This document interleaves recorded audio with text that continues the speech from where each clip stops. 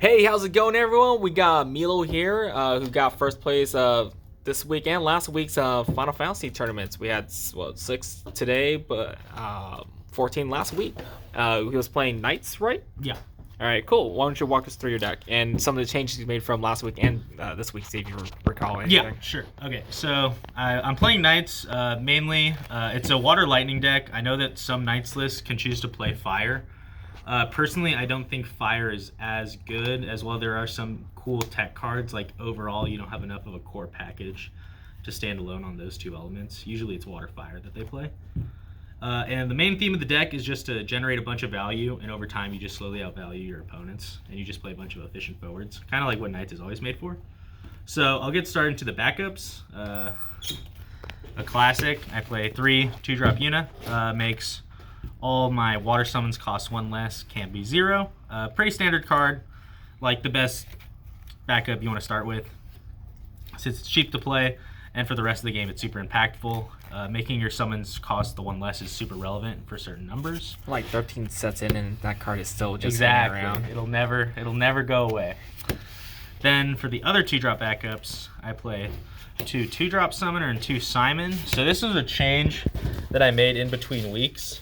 So beforehand, I had only the 2 Simon and not the 2 Summoner. I'll explain how to make the cut. So Simon, they're both similar effects as they both crack themselves and only themselves to get their effects. Simon grabs back any category Final Fantasy Tactics, which backups included, so you can grab other Final Fantasy Tactics backups, like ones I'll show in the future. Or you can just grab back some of your Final Fantasy Tactics forwards to keep the pressure going.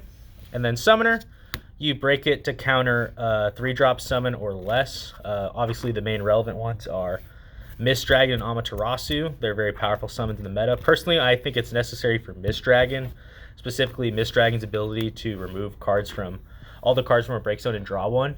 Because in this deck, you really want your break zone to be full and have a lot of interaction and a lot of cool plays. So, and with that gone, the deck is really hindered. So that's what I keep it up for. But also in other matchups, there are just other relevant spells. Like 1-drop Zalera is nice. Countering Kusith if I want to is pretty cool. And then I can also counter both the 3-drop Hecaton Kier and the 2-drop Hecaton Kier.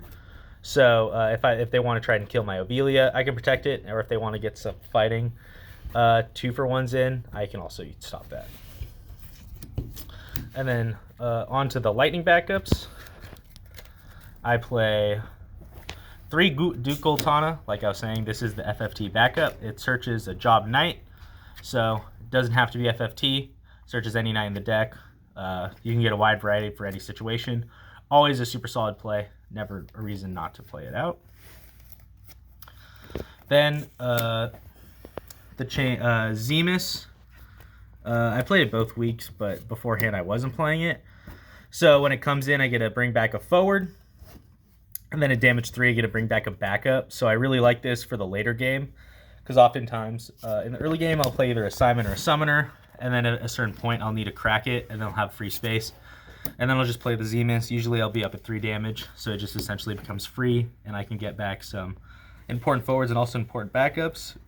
And then to top off my backups, I play I guess I'll call it the Princess line. So 1 Princess Sarah, 2 Sarahs, and 3 Avelias. So I'll start out with Sarah, since she's the main.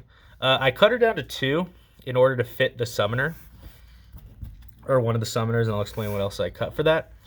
So when she comes in, I get to get a job King, Prince, or Princess. I don't play any Kings or Princes in this deck, so the only cards I can grab are herself, ironically, if I just need the CP, or one of Ovelia, or a Princess Sarah. So Princess Sarah, arguably probably the best light card in the game, since it's just easy to play, becomes either element I choose to, and then also has the ability to give a 1k pump to that of that element. So beforehand, I was only exclusively picking lightning just because I didn't have Zemus in the deck, so it was just a greedier list. But now, depending on the situation, I'll call what I want. I'll get into reasons why I call certain elements later. And then Ovelia, so she's like the main reason this deck is, one of 2 reasons I think this deck is really playable. So her first effect is once per turn when an FFT forward gets put into the break zone, I draw one. So it's just a free value over time. If my opponent tries to kill my stuff or I trade, I'm usually favorable because I'm just getting a plus. And then she has an S ability, Aegis. So by just paying the S and tapping herself, I get to choose a forward. It gains haste, and then when it dies, it comes back onto the field dull.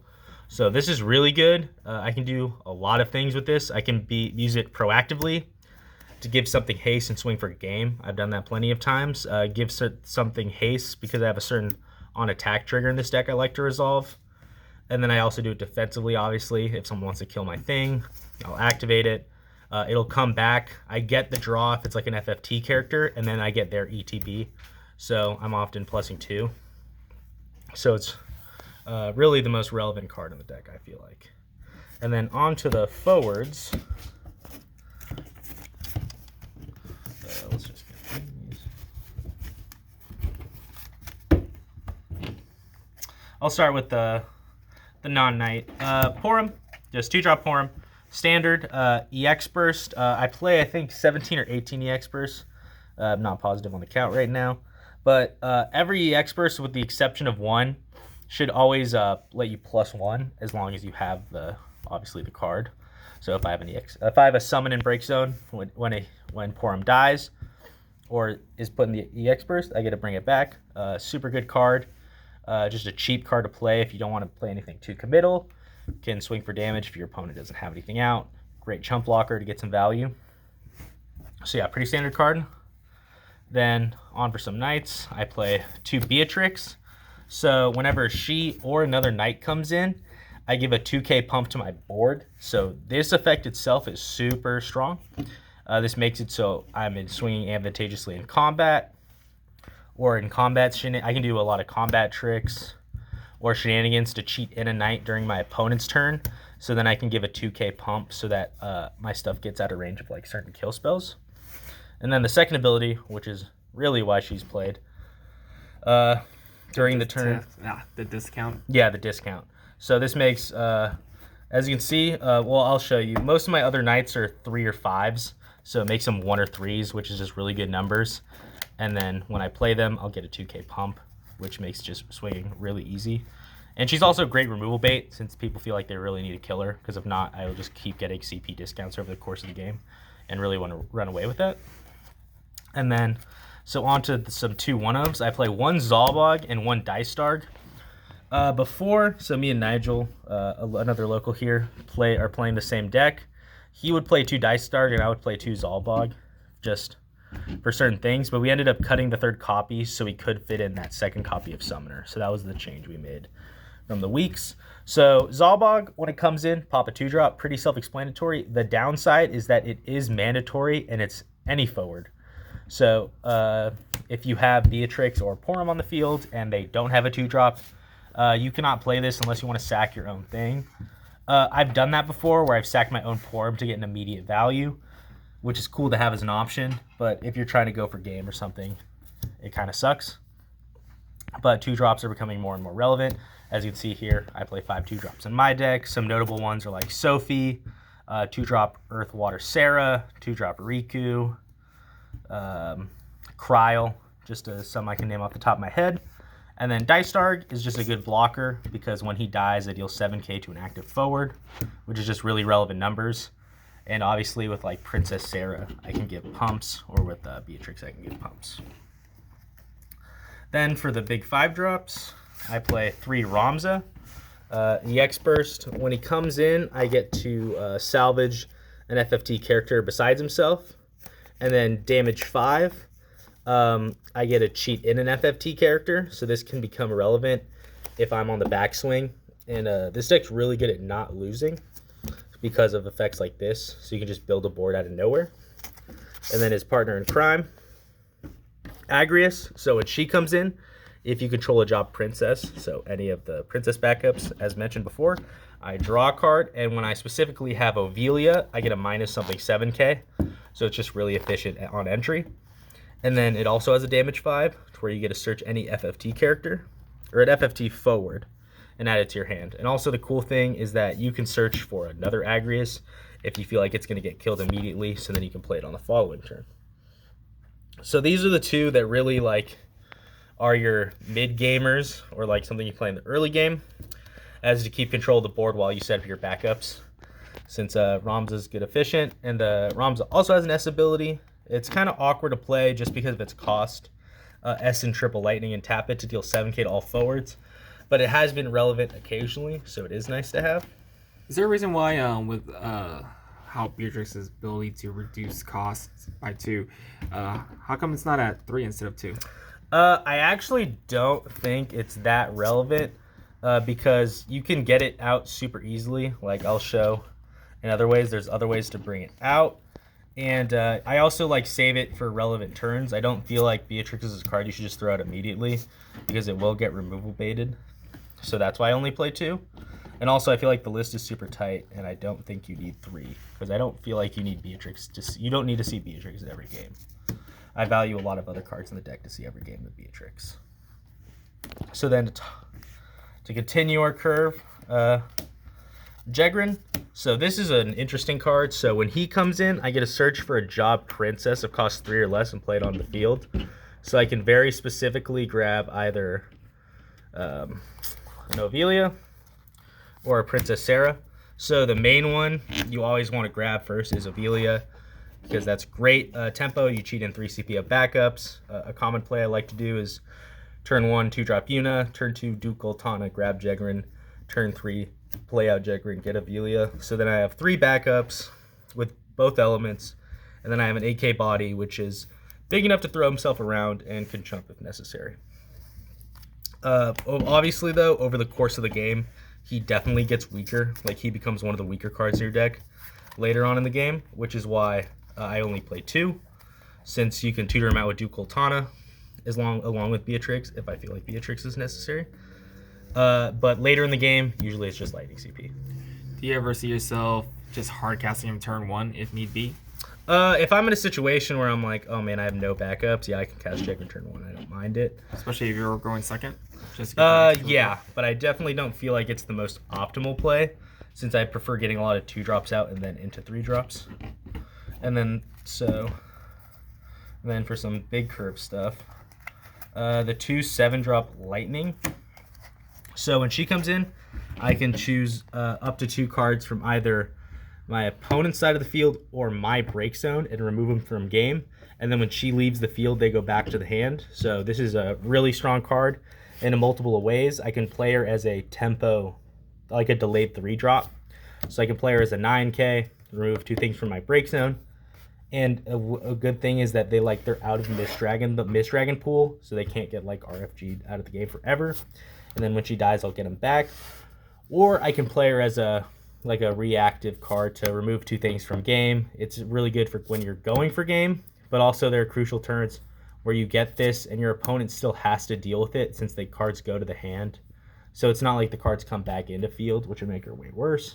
They go back into hand, so they still have to pay out the CP again. So usually you'll remove more CP than they have to play out, which you really don't mind, which is why I think she's really strong. And also their interactions to where you want them to try to do stuff to get rid of this, and then you get favored. And then to top it off, I have the Scion package. So I play 2 Oracle Light and 3 multicolor Thancred. So Oracle Light's first effect is it gives a global 2k to my job Sign of the Seventh Dawn. Very specifically only Thancred in this deck. The ability comes up sometime when I have both of them out on the field, but it's really not that relevant. It's kind of like, I would say probably one of the more relevant effects in the deck. But her important one is the second effect. When she is put into the break zone, I can remove her from game to choose a job Sign of the Seventh Dawn forward and put it into, or John, yeah. Oh, I guess job. And play it onto the field Dole. So I'll play Thancred for free. So by paying 3 cards, I get a body, and then I get a really good chump blocker, something they have to deal with it. In later game, I get a free 7-drop. And Thancred, he's the second card, which makes this deck playable. When he comes in, I get to choose a forward in my break zone whose CP cost is equivalent to the number of water characters I control, and put it onto the field. So some great targets are Porm or Beatrix, since they're really cheap, since I can make that at a no board. And if I have a little more of a board set up, I usually like to get Agrius or Ramza. And then there are times, like if I'm super ahead, I can even grab like Lightning, which is kind of cool. And then obviously I have these for the tech cards. So Thancred can grab literally anything, but usually the focus is on these cards. You got a lot of auto ability type things that could just procs off of him coming onto the board. Yeah, I get a bunch of auto procs, a bunch of free value. And since it's really hard for them to, I usually like to play it so that I'll have like one forward and an Oracle of Light. So it's just awkward for them to break my board without me getting another board afterwards. And then on swing, I choose an active forward whose CP cost is equivalent to the amount of lightning forwards and backups I control and break it. So when I was saying I choose Princess Sarah depending, this is the main reason why. So with Princess Sarah out, if I make it lightning, since Thancred always counts himself, if I have Thancred, Princess Sarah, and another lightning backup like a Ducal Taunt or Zemus, I'm popping 3 drops on swinging, which makes it really relevant. But sometimes if I'm thinking it, I'll actually name it water in times where I want it to be up to 5 characters. So then I would have 3 water backups, Princess Sarah named water, and a lightning backup. And then I could play Thancred, get Agrius out consistently. So that's the reason why I choose the how I choose my elements for Princess Sarah when I play her. And then obviously, like I said, you can proactively use Avelia S ability to play Thancred, immediately give him haste, so which makes him super dangerous, since it's a really awkward situation. Since if they let you go into combat, you get a swing and immediately pop something, usually a 3-drop unless you have a more set up board. But if they choose to like interact with that and try to kill it or try to trade up, it'll just come back dull and it'll immediately get another body. So it's just really awkward for them. So that's my forward lineup, and then lastly I'll go into my summons. Yeah, I'd say the Thanker was the most annoyingest. Yeah, it's super very annoying to deal card. with. Actually, I'll go to that after. I'll do the summons. So to start off, we have 2 Cuchulains. EX burst. So I choose a forward, blank its abilities for the turn and draw 1. So the main reason I put this in was for Kadaj. So if you're unaware, Kadaj is probably the best light/dark card in the game currently, since it's really hard to deal with and all 3 of its abilities are usually relevant. So with the new ruling that I personally I don't agree with, but since that's the official ruling, I have to play with it. On the first instance when Kadaj comes in, if I Cuchulain it, she will never leave the field and she'll just stay. He. Oh yeah, Kadaj. Yeah, sorry. It's a dude. He will have to stay on the field, which makes him useless. And if I get the opportunity to, I usually like to keep him on the field, since I can deal with the 9k beater that doesn't do anything else, rather than giving them the opportunity to play another Kadaj. But some other relevant cards are like, I can choose Lightning. I can choose my own Lightning, so that if I remove 2 of my opponent's cards and they go to kill it, I go, cool, activate Cuchulain on Lightning, so then when Lightning dies, her ability won't trigger, so those cards will just stay removed from the game forever. I can do opponent's Oracle of Lights if they're playing it, opponent's Porums, or anything with a death trigger. And if I hit an EX burst, it's always a draw if there's any forward on the field. Probably the best water summon right now, 3 Leviathans. It's a 1-drop when I have unit out. So I choose a forward. The next instance of damage becomes 5 less, and I draw 1. So always a cantrip, even in damage. It makes it so if I'm playing against like Fire or Lightning or anything, Ice Wind 2 that deals damage, Leviathan will stop like an instance of it. I can also make it so if my opponent tries to trade, I make it so I live. I can also make it so where I can block, activate it, so then neither of us die, just so I get a stop of damage and then see another card. And then the super cool thing is that damage 5, it basically gives the ability to all my forwards can't be chosen by my opponent's summons and abilities, which just makes my board hexproof for the turn, really powerful. If they're trying to break my board, it just delays them a turn.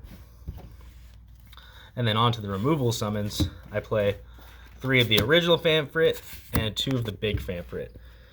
So the Feed Drop Famfrit, like I said earlier, this is my only experts that doesn't specifically net me a card. It just removes a thing. So I play 3 of this and 2 of this, specifically because this one hits forwards or monsters. So if my opponent just has like a random shitty monster on the board, they can choose to sack it, which I don't always like. I don't think it's the most relevant thing. But also there are times where if I have an established board and let's say like a Porum or an Oracle of Light I want to get rid of, and I don't want to like just neg 2 for the sake of it, I can just play Famfrit so that we're both negging 1, but I'll choose something and I get the advantage after. So that's pretty much for the main deck profile. If I wanted to make any changes, the only change I'm actually thinking of is Oracle of Light. So while she is essentially Famfrit copies 4 and 5, if I draw her too early, I feel like she always clogs up my hand, as it's always awkward. And then there's always the situations of you need to see Thancred, and there are times where I'll just open her and not see Thancred, so I have to choose the conundrum of I'm just playing a 3-drop 5k that does nothing unless I top deck a Thancred, or I'm just playing with 4 cards in my hand all the time because I can't ditch her for CP, and there's no way I can ditch her. There's no discard in this deck. I'm a little surprised you would think about taking her out because it's like a really easy cheese out for Thancred since he's a 7-drop. Yeah, that's the thing though, but also because of the way the deck works, I get a bunch of card advantage, so I oftentimes hardcast Thancred and hardcast Lightning without really a care. And I don't think, because I was just thinking, oh, haha, Kadaj, but I was kind of thinking about it like, even, I'm just kind of thinking I might test between like a little bit of everything. So maybe try Kadaj, maybe try Citra even, because that's another EX burst that just gets me value. And then Oracle of Light. And I'll kind of choose. It's basically between one of those 3. That's the other issue is that whenever playing with dark and light cards, they're always a non-castable card. Or yeah. Sorry, not a card you can't use for CP. Yeah. Which is the reason why I'm leaning towards Kadaj right now, because I feel like in a lot of games, there are just times where you're like, oh, it's turn 3 and I don't really have a play. Okay, I'll just play Kadaj. And then that just gets them value, and your opponent has to deal with that. And you really don't even like have to worry about protecting your Kadaj because it has a lot of protection on its own. And then even if they kill Kadaj, that's fine. Because usually they have to like make that. They have to burn a lot of stuff. Yeah, they have to burn a lot of. They either have to burn a lot of resources, or I feel like most decks in the meta should have a card that just isn't it. Not is like it's like an answer only for Kadaj, but you should have something that can kill Kadaj. That's what I've learned when like deck building with other lists, like just not like other elements, was that if I play against a Kadaj and I can't deal with it, you just lose over the course of the game, which is something you don't want to deal with. So that's why I play Cuchulainn. I have the Famfrits, which can be relevant if I catch them at the right time. So it's not like I completely lose to Kadaj with this deck. It still is a hard thing to deal with though. So I'm still thinking, because Citra's nice because I can bring back summons. There's no reason to play monsters in this build, I don't feel like. And it's another EX burst, which would bump my account to either like 19 or 20. So that's probably the main thing I'm going to be working towards in this build over the course of the coming events. You ever done cards like Neo X Death or? Yeah, they're just too expensive, because I was kind of thinking like 3 or 4 is the limit, since I already have. Because if I am cutting Oracle of Light, that means that I have to see Thancred as like a 7-drop and no exception. Because now I can see him as a 7-dropper, like, oh, I can cheat him in with Oracle of Light. So, and I just think Neo X that's too slow. I've seen some lists play Veritas. I just don't really see the benefit, because it's also too expensive. And I feel like Kadaj is just better, since you're already playing a bunch of Famfrits. So a reasonable hard cast at turn 1 if need be. As weird as it sounds, like I've done it before where it just awkwardly just doesn't work. It's really weird how much, like your opponent has to burn a lot of resources to deal with it. That's fair. I just think that like revolving on that play is just not optimal, and I just prefer developing my backups. Oh, possible. It's not. This is what happens after you like mulligan and then you realize, oh my god, this hand still sucks. That's fair. Yeah, that's why I like this deck. So before I made the changes of adding the Zemus, This deck could be bricky, but I've kind of helped it fix it so it feels less bricky. The only time it feels bricky is if I draw like double Oracle of Light early and then it just feels awful. But other than that, it's not really an issue. And I think this deck is pretty consistent. And just over the course of the game, since a lot of your stuff, like your EX Burst draw you cards, a lot of your ETBs net you cards, over the course of the game, you're consistently, like, you'll see what you want to see. Like, I rarely had games where, there might be, like, in the beginning where I'm like, oh, man, I can't find Thancred. But it's not going to be, like, come the end of the game, like, oh, I never saw it.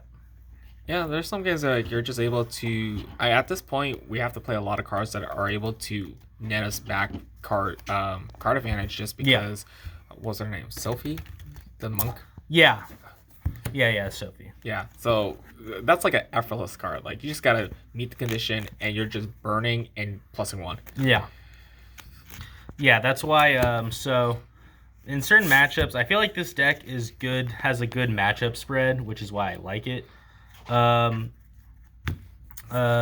obviously there's some decks that like Earth is not necessarily your worst matchup, but it is a matchup you have to pay attention for because Mist Dragon, the two biggest threats to this deck are Mist Dragon and Kadaj, just because Kadaj is a strong card, and Mist Dragon, because a well-timed Mist Dragon can actually just blow you out of the game if you have too many valuable resources in your break zone and they just go, okay, cool, remove it. It'll take too much time, or you just don't even have enough of the cards to build up that break zone again to keep like the little shenanigans going. So that's why Earth is why I play this, is why I put the Summoner in. Fire decks, Amaterasu is strong, but for the most part, Amaterasu always feels to me really telegraphed, since they kind of have to keep it up a certain way. Usually I don't really mind getting Amaterasu actually, so I don't mind it that much. Other water decks, I haven't played against that much. I did play against the Mirror today, and that's probably like the most boring, painful matchup I've ever played with this deck, since you just both are netting too much value. It usually goes to mill out.